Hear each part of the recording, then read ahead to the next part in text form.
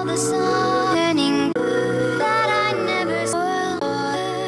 guys, SFAT here. Today I'm starting a new series called Teams 101, where I go over what I think to be the most important team skills and techniques to make you a better teams player.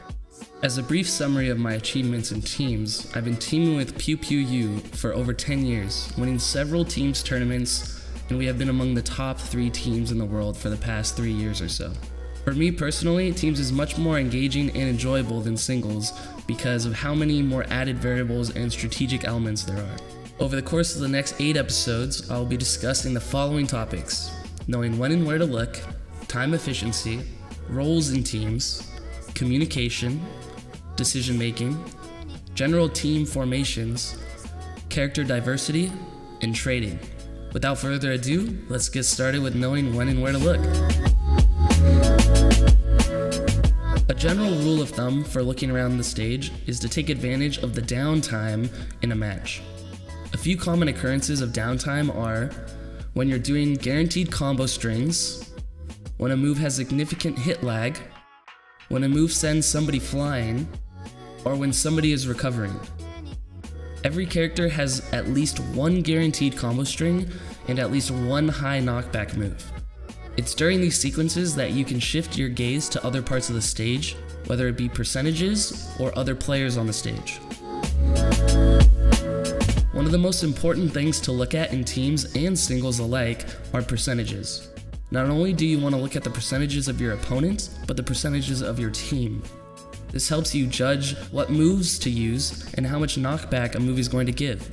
For example, if you're a fox fighting a peach and run up nair them at 0%, they will punish your nair with a crouch cancel down smash.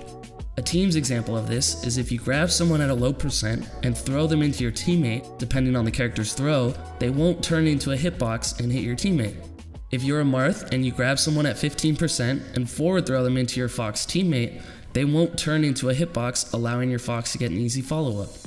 However, depending on the character, there is a certain percent threshold that the opponent being thrown will turn into a hitbox. We'll dive deeper into this idea in future episodes.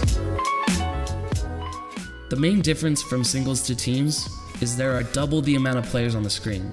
This means you have to keep track of twice as many people, and it can be quite confusing at first. When starting out, focus on the space you can control. Once you get comfortable controlling your own space, work on controlling space with your teammate. The goal of teams is to think of your teammate as an extension of yourself. Clumping together and covering the same space is very inefficient and will often get you both hit. The objective is for one person to create space while the other person moves in an optimal position to hold that space.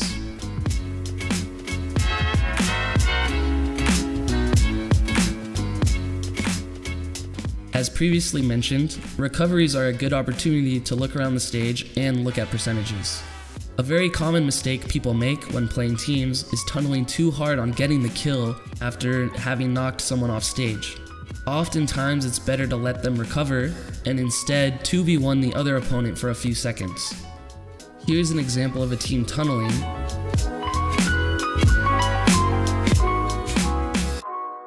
And here's an example of a team giving up an edge guard for a 2v1.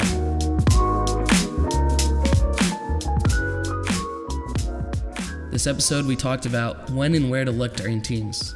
There are many instances of downtime to look around the stage, such as during long combo strings and during recoveries. We also mentioned how crucial it is to look at percentages and the other players on the stage. We hope you enjoyed this video and learned something of value. Leave your comments below, and I'll see you next time.